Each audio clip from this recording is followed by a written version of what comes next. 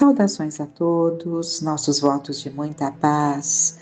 Sejam todos muito bem-vindos a mais uma terça-feira em que estudamos a educação do Espírito à luz do Consolador e, para tal, vamos trazer um sentimento tão peculiar a cada um de nós, que é a cólera, a ira, que tanto tem atrasado a nossa caminhada, que nos coloca em situações tão conflitantes, causando mal-estar, desenvolvendo vinculações por sentimentos destrutivos, porque a nossa cólera, a nossa ira, ela alcança o outro, ela provoca sentimentos, ela provoca afastamento, vibrações difíceis. Então, se há algo que entrava a nossa caminhada, são esses sentimentos, são essa forma de ser, em que nos permitimos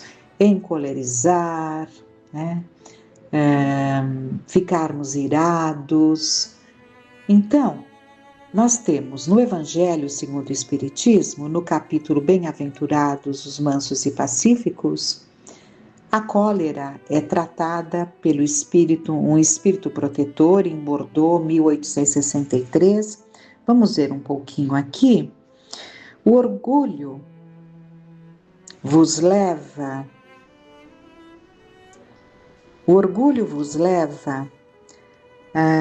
a vos julgardes mais do que sois, a não aceitar uma comparação que vos possa rebaixar, e ao vos considerardes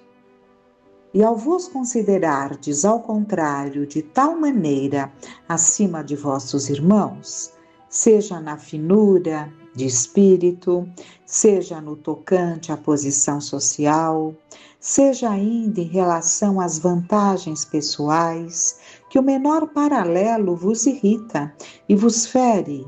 E o que acontece então? Entregai-vos à cólera. Então ele está colocando, esse espírito protetor, que nós nos julgamos tão acima do outro, que o menor comentário, a menor comparação, qualquer coisa que faz com que nós nos sintamos rebaixados. E isso nos encoleriza. E ele continua: procurai a origem desses acessos de demência passageira, que vos assemelham aos brutos, fazendo-vos perder o sangue frio e a razão. Procurai-a e encontrareis quase sempre por base o orgulho ferido. Não é acaso o orgulho ferido por uma contradita que vos faz repelir as observações justas e rejeitar encolerizados os mais sábios conselhos? Até mesmo a impaciência causada pelas contrariedades em geral pueris decorre da importância atribuída à personalidade perante a qual julgais que todos devem curvar-se. É o nosso orgulho. E quando não é assim, e constantemente não é assim, o nosso orgulho ferido nos deixa encolerizados. No seu frenesi, o homem colérico se volta contra tudo, à própria natureza bruta, aos objetos inanimados que despedaça por não o obedecerem. Ah, se nesses momentos ele pudesse ver-se a sangue frio, teria horror de si mesmo ou se reconheceria ridículo. Que julgue por isso a impressão que deve causar aos outros. Ao menos pelo respeito a si mesmo, deveria esforçar-se, pois, para vencer essa tendência que o torna digno de piedade. Se pudesse pensar que a cólera nada resolve, que lhe altera a saúde, compromete a sua própria vida, veria que é ele mesmo a sua primeira vítima. Mas ainda outra consideração que o deveria deter: o pensamento de que torna infelizes todos os que o cercam. Se tem coração, não sentirá remorsos por fazer sofrer as criaturas que mais ama? E que mágoa mortal não sentirá se num acesso de arrebatamento cometesse um ato de que teria de recriminar-se por toda a vida? Em suma, a cólera não exclui certas qualidades do coração, mas impede que se faça muito bem e pode levar a fazer-se muito mal. Isso deve ser suficiente para incitar os esforços para dominá-la. O espírito, aliás, é incitado por outro motivo, o de que ela é contrária à caridade e à humildade cristãs. Então, a cólera, é preciso que entendamos que não deveríamos nos permitir tanto, porque, de modo geral, achamos que temos direito. E temos ali algumas outras virtudes, né? Como ele disse, não anula outras virtudes, mas aquele que alimenta esse tipo de comportamento, esse tipo de sentimento, ele está travando demais a sua caminhada, além de estar, como falamos de início, cultivando os sentimentos difíceis em relação a ele. Vamos pensar. Quando a nosso lar é um pouso seguro, não é? Pelo menos é o que nós devemos construir. Um pouso seguro, onde todos se sintam reconfortados e acolhidos. Digamos que a nossa presença, por sermos encolerizados, intransigentes, nos colocarmos ali realmente numa situação de muito desequilíbrio, né? Um pavio curto, como falam, né? Tudo explode. Se somos assim, será que quando mexemos na maçaneta das nossas portas, da nossa porta, do nosso lar, vão vibrar muita alegria? Que bom! Ele está chegando, que bom! Ela está chegando. Será? Se nós nos comportarmos como um trovão, como um desarticulador da paz, como um desarmonizador da paz construída no lar, será que ao adentrarmos o nosso lar, a vibração será realmente muito positiva? Temos que refletir, porque os que nós mais magoamos com a nossa cólera são os nossos afetos, porque dificilmente faríamos isso no nosso trabalho, que nos colocariam no devido lugar. Dificilmente faríamos com os amigos, que também nos colocariam no lugar, né? Mas na família, tudo posso, né? Vamos refletir muito. E, completando então esse tema, nós vamos buscar no livro Vida Plena, da Joana de Ângeles, por Divaldo Franco, a ira, no capítulo 20. Evita a qualquer preço a vitória da ira sobre tua serenidade.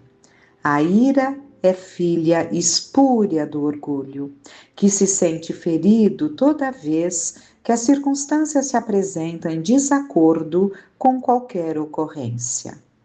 Desde o mitológico fratricídio de Caim contra Abel, é bom que entendamos que é uma figura, né? Ninguém pode levar ao pé da letra uma situação dessas, né? É um símbolo, né? É mitológico, como ele coloca aqui, ela coloca aqui. Então, desde o mitológico fratricídio de Caim contra Abel, vitimado pela chama da ira, considerando a injustiça de Deus para com ele, ela permanece como labareda a arder indefinidamente na sociedade. Sorrateira, então a ira está presente, né? Ela foi simbolizada ali em Caim matando Abel, dois irmãos, né? Um contra o outro, simbolizando as nossas dificuldades, né? A serem vencidas até que realmente o sentimento de fraternidade possa reinar entre nós. Sorrateira e disfarçada encontra-se no imo da criatura humana, aguardando a faísca que a combure, e suas consequências são imprevisíveis. Podemos identificá-la em muitas situações comportamentais, abrindo a porta para os desastres morais que assolam a humanidade. É uma reação emocional inesperada, imprevisível e cruel. Os dicionaristas afirmam que é uma reação natural ante uma injustiça. No entanto, depende muito de como se considere o que é tido como injustiça, em razão dos interesses em jogo. Muitos incidentes se acumulam no imo dos seres humanos até que, de repente, alguma insignificância explode em atitude agressiva, sempre infeliz. A agressividade sempre é infeliz, é uma atitude infeliz. Não sendo reprimida desde as suas primeiras manifestações, quando nos diálogos acalorados, transforma-os em altercações e de imediato explode como uma força incontrolada, tornando-se responsável por ações incompatíveis com a dignidade humana. Não a justifiques quando fores vítima da sua ação nefasta. Nada há que sirva de desculpa pela ocorrência doentia dessa serpente venenosa e implacável. Utiliza-te da disciplina moral para contê-la e depois diluí-la. Muito bom. Primeiro dizendo, não a justifiques quando fores vítima de uma ação nefasta. Não existe desculpa para esse descontrole, né? Utiliza-te da disciplina moral para contê-la e depois diluí-la. Tudo tem que ser diluído. Primeiro nós contemos, então a ira está em nós. Se nós sobe, né, aquele vulcão em nós, é porque a ira está em nós. O primeiro passo é conter. E depois vamos diluindo para que ela não venha mais a se manifestar. É um trabalho, é um exercício constante. Abafando o nosso orgulho, não permitindo que o nosso ego se exacerbe. Trabalho contínuo. Males sem conto resultam dessa hidra de Lerna. O que seria essa hidra de Lerna? Seria um mal alastrado que não se consegue extinguir, né? Então, é uma colocação que eu desconheço, né? Mas que eu tenho aqui a explicação, é uma linguagem figurada, hidra de Lerna. Deveria pesquisar para saber de onde vem essa linguagem figurada, mas o significado, que é o que nos importa agora, que é um mal alastrado que não se consegue extinguir. Então, voltando, males sem conto resultam dessa hidra de Lerna, que sempre se renova e termina por envenenar o seu portador. A face da pessoa instável, portadora de ira, com facilidade se deteriora e lentamente exterioriza os tóxicos que a vitalizam. Ser severo, quer dizer, seja severo. Então, ser severo em tuas autoanálises em relação a esse mórbido sentimento que te assalta. As pessoas denominadas de maus bofes, como são identificados os irados, são insatisfeitas, desconfiadas e autodesamadas. Elas não se amam, né? Então, esse bofe é uma palavra tão antiga, seria um temperamento, um gênio, índole, caráter, né? Mediante os seus conflitos emocionais, não conseguindo dominar-se, precisam ser temidas porque não conseguem ser amadas. Vão vendo aí as nossas máscaras, a nossa maneira de ser. Não conseguimos ser amados, é o que está sendo dito, é fato, né? Mediante os conflitos emocionais, não conseguindo dominar-se, precisam ser temidas, porque não conseguem ser amadas. Seja qual for a situação em que te encontres, respeita o outro, não vivendo armado contra todos.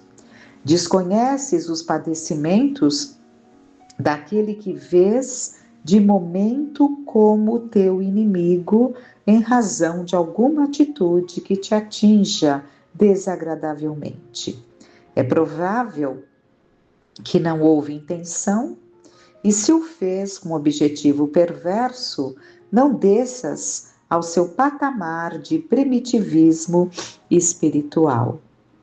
É muito mais fácil encontrar-se pessoas em estado de desespero, dominadas pelos instintos primários, do que cidadãos educados, formando grupos sociais edificantes. Então, é muito mais fácil encontrarmos pessoas em estado de desespero dominadas pelos instintos primários do que cidadãos educados formando, aliás, grupos sociais edificantes. A ira é mais comum no indivíduo que não teve oportunidade de dominar as ambições enfermiças do seu processo de crescimento moral. Constitui um desafio porque não faltam situações que lhe estimulem o surgimento ou a mantenham em atividade frequente. A ira manifesta-se de 1000 formas, inclusive contra aquele que a padece. Pessoas, às vezes, tentando realizar tarefas dignificantes, porque os resultados não são os aguardados naquele momento, golpeiam paredes e tudo que encontram pela frente, autoagridem-se, ferem-se, arrebentam objetos e instrumentos que estavam utilizando. Rompem papéis de anotações, queimam ou rasgam livros e cadernos, blasfemam numa fúria incontrolável. Essa rebeldia do orgulho desgasta o sistema nervoso, produz irregularidades cardíacas e atrai espíritos infelizes que se comprazem em atormentá-las. No capítulo das obsessões, a ira desempenha um papel fundamental em razão da felicidade com que irrompe, em razão da velocidade com que irrompe, sem dar lugar à reflexão, à paciência, à razão. É semelhante a um relâmpago. Simples a princípio, essa inarmonia, então, negação da harmonia, essa inarmonia emocional tende a complicar-se, esmagando os sentimentos saudáveis e conduz as suas vítimas a situações deploráveis. À medida que logres diluir os impulsos da ira, gozarás de saúde sob todos os aspectos e avançarás na conquista de valores inestimáveis do espírito. Jamais te arrependas por haver dominado o impulso da ira, quando sejas visitado pela sua impetuosidade. Constatarás que, contornando o gatilho do desespero, recuperas a serenidade e consegues conquistar e vencer o desafio ou quem o gerou, dificultando-te o comportamento. Então, jamais te arrependerás por haver dominado o impulso. Então, a proposta é essa, é nós pararmos, evitarmos que ela tome conta. É um exercício, como dissemos, ela faz parte, né? Se ela surge, é porque ela está em nós. Basta uma faísca. Sobrevindo a faísca, lá estamos nós, em processo de cólera, de ira. Mas se nos habituarmos a frear, será um grande passo. Muitas amizades bem construídas surgiram em momentos difíceis do relacionamento, após superado o problema inicial. Pelo contrário, toda vez que houve aceitação do impulso perverso, foram geradas situações que se arrastam desnecessariamente por muito tempo e algumas vezes são transferidas para existências futuras, para a futura existência. A disciplina da ira pode começar com o treinamento do silêncio ante ofensas, exercício da compaixão em relação ao próximo e a si mesmo na prática do bem e da caridade. Por fim, compreende que a vida sempre responde conforme programada e que podes torná-la um rosário de bênçãos ou um calvário interminável. O que não conseguires de imediato, aguarda, treina, e quando te afligires, não retribuas com o aguilhão semelhante. Nas fúlgidas páginas do Evangelho, a figura de Joana de Cusa ressalta quando no poste do sacrifício para ser queimada viva, o algoz, após a afligir ao máximo, inclusive ameaçando incendiar-lhe o filho, igualmente preso a um outro poste, pergunta irado: o teu carpinteiro somente te ensinou a morrer sem reclamar? E ela respondeu serena: não somente a isso, mas também a vos amar e a vos perdoar. Quando começares a vencer a ira, verás que a existência se te tornará leve fardo com suaves testemunhos. Irar-se nunca. Belíssimo texto de Joana de Ângeles. E vimos que ela finaliza trazendo a ela mesma, Joana de Cusa, numa encarnação que ela teve aos tempos de Jesus, né? Aos tempos de Jesus, em que ela, seguidora do Cristo, há um momento, não foi o primeiro grupo que foi devorado pelos leões, já havia se passado um tempo e ela é levada ao poste, né? Porque eram formas deles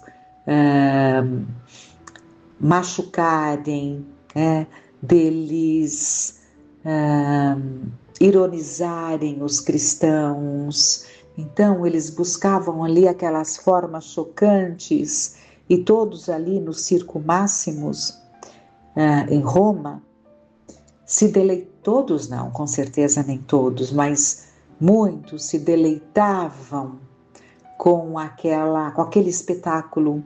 Vejamos o primitivismo ainda nos corações enfurecidos, contrários aos cristãos, né?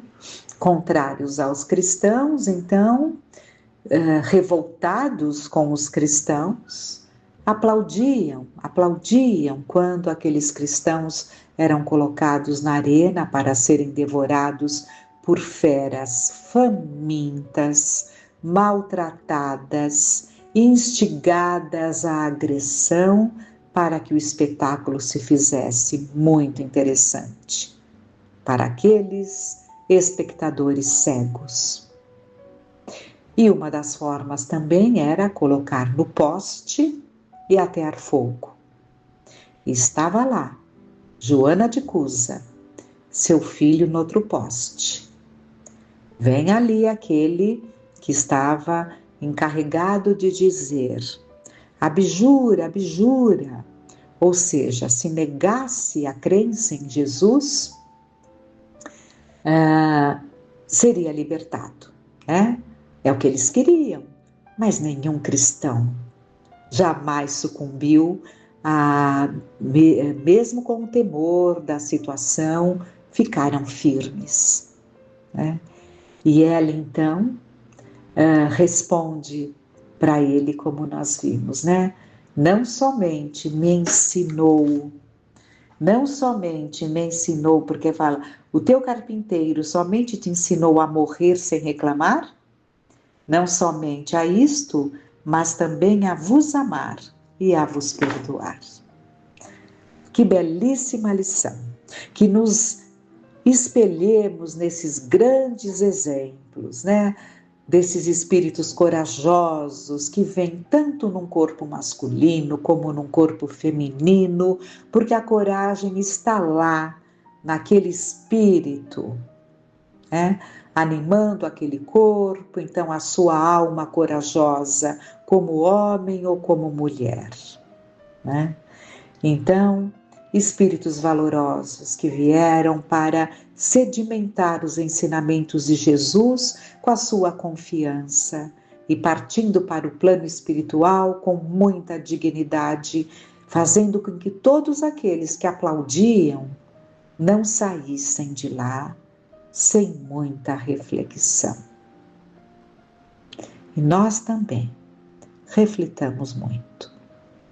Que fiquemos em paz.